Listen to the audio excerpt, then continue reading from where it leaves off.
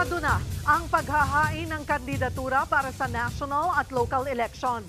May mga malalaking personalidad na humabol kabilang ang mga Nograles na makikipagtapatan sa mga Duterte sa Davao City. Live mula sa Maynila, nasa frontline ng balitang yan, si Ria Fernandez. Ria, anong malaking inabangan dyan sa huling araw ng paghahain ng Certificate of Candidacy?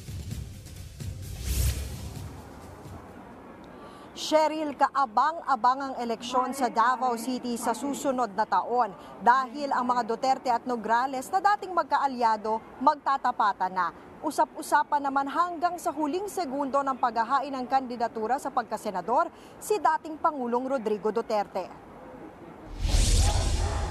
Labanan sa pagkaalkalde ng Davao City. Carlo Nograles laban kay dating Pangulong Rodrigo Duterte.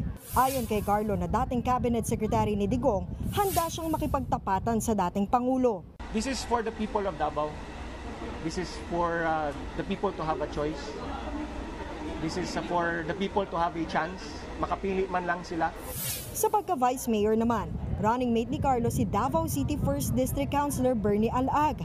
Kakalabanin niya si incumbent Mayor Baste Duterte, na running mate naman ng kanyang ama. Maging ang kapatid ni Carlo na si Congresswoman Migs Nograles, tatapatan si re-electionist Congressman Paulo Duterte para sa pagiging 1st District Representative ng Davao City. Handa na ba riyan si Migs? Personally, handa na po ako dito after one term as PBA Party List Representative. Nag-ikot-ikot naman ako, nakita nyo naman, and I'm ready to take on this new role. Samantala, ilang oras matapos maghain ng Certificate of Candidacy ang mga Nograles, umugong ang bali-balitang babawiin daw ni dating Pangulong Duterte ang kanyang kandidatura sa pagka-mayor para tumakbong senador. Sabi ni dating Labor Secretary Silvestre Bello III, narinig niya rin ang balitang yan. Marami ng balita na nakakarating sa akin na nag-withdraw siya bilang kandidato para mayor. Pero hindi ko pa siya may nakakausap mismo.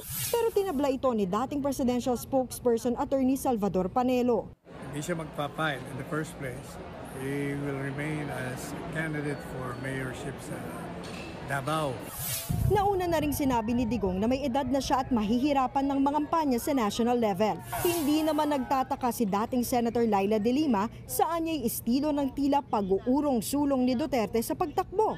Napaka-typical of him, no? Ganyan talaga ang style niya, ng lilito, ng gugulo, ng loloko. Ano ba talaga? Ano ba talaga ang pakay niya? Nang tanungin ng COMELEC kaninang pasado 2:00 ng hapon, wala raw silang natanggap na update tungkol sa pagbabago ng kandidatura ni Digong.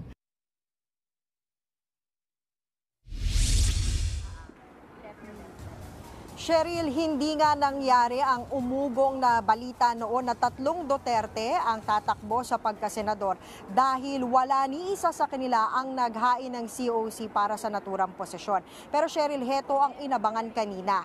Naghain ng kandidatura si TV5 host and comedian Willie Revillame. Tatakbo siya bilang senador at bilang isang independent candidate. Pakinggan natin ang kanyang pahayag.